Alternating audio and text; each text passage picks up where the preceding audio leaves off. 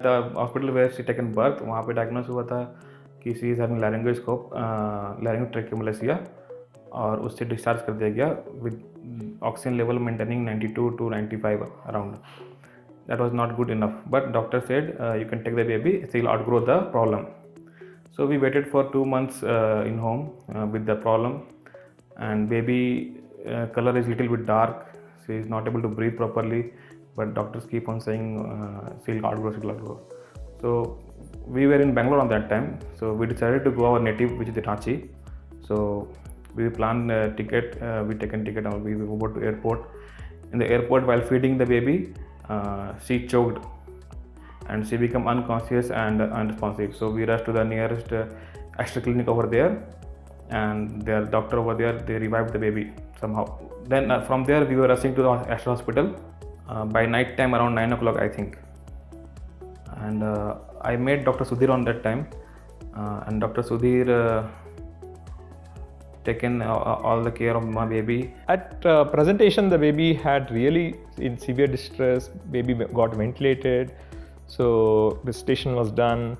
Baby was revived, and so parents were keen to know what is the problem in their baby. And at Astra CMI, as a pediatric department, we have all the subspecialties in place.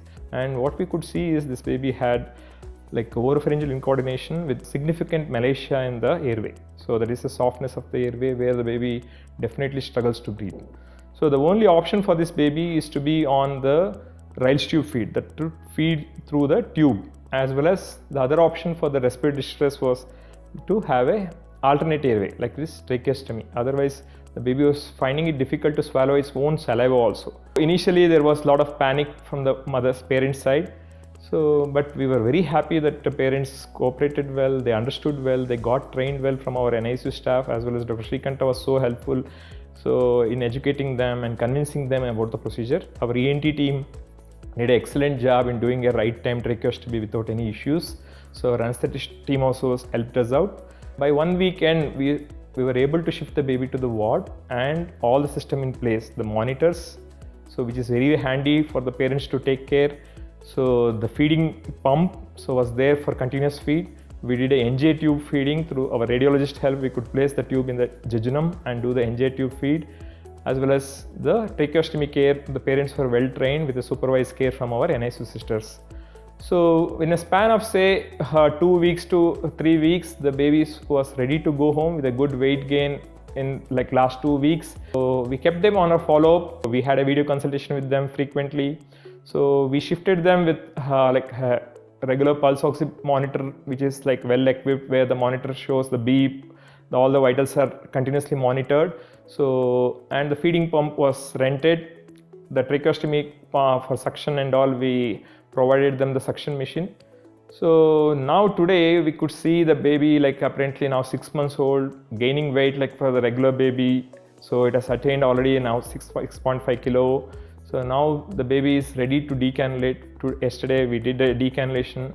Today you can see the baby so out of tracheostomy, crying well, feeding well, accepting the feeds well. So this child was delivered in a different hospital and was treated by a group of doctors who called this child to have a condition called as laryngomalacia. But when the child came to us, there were a lot of atypical features that we found in this child, which was against laryngomalacia. One, the child did not have any stridor. Second, child was having just significant respiratory distress. And third, most importantly, child had features which were not suggestive of laryngomalacia. That is, child had a little bit of retrognathia, micrognathia, that is, the jaw was slightly pushed back, jaw was small, and tongue itself was slightly falling back.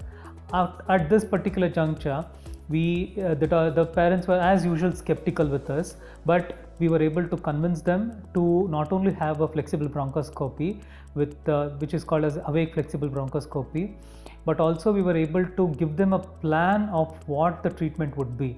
So when we did a flexible bronchoscopy, and just a word here that we have an advanced airway center which not only caters to the newborns but also to all age groups in terms of not only diagnosis but also management of those conditions.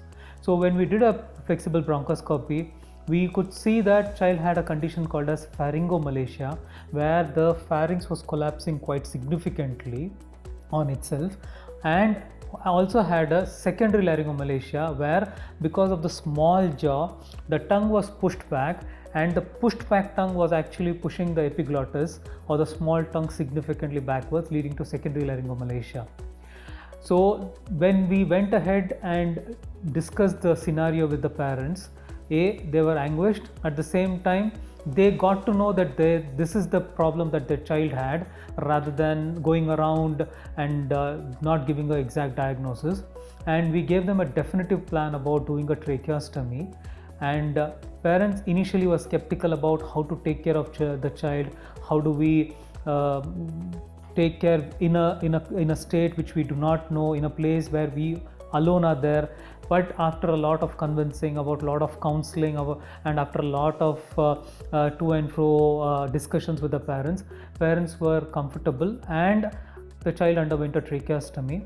And after tracheostomy, parents were not only motivated, parents were extremely cautious about taking care of their child. And 8 months into the treatment, now we have decannulated the child. Child is doing extremely well. And before decannulation, we again did an airway assessment, which showed that pharyngomalacia had improved almost by 80 to 90%. Secondary laryngomalacia was almost normal, and the site of the tracheostomy itself was normal. Again, re-emphasizing early need for diagnosis, early need for intervention, as well as making sure you utilize the services at the right time. That is what we have to convey here, because doing active intervention at the right time not only saves a child's life, but at the same time make sure that child grows well, because first 2 years of life is very critical for any child, and brain development happens in first 2 years. And if a child continues to have significant problems in the first 2 years of life, we are going to see significant number of them developing a lot of issues. So again, re-emphasizing that Aster CMI have some of the advanced airway centers, and here we do not only airway assessment but also give a definitive plan for the patients to make sure they are cared for, as well as make sure that they grow well. Thank you. Baby is crying well. Her voice is very loud now. We are very happy with her voice. Actually, we were not able to listen till the last 6 months. So coming to the doctors and the hospital caring and all, it was like you are getting a personal doctor for you. I mean, I can call Dr. Sudhir and Dr. Srikanth anytime, and they are responding in WhatsApp and no call.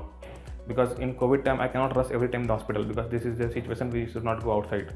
So I used to call Dr. Sudhir, Dr. Srikanth, and I used to WhatsApp them. They used to reply very soon with what to do, what not to do, because we were taking care with him without any experience. Me and my family, all of them want to thank the Aster Hospital, because we were in the wrong path initially, and Aster Hospital guided me on the correct path, and with the guidance and taking care of the hospital, my baby is perfectly fine now and she is doing well.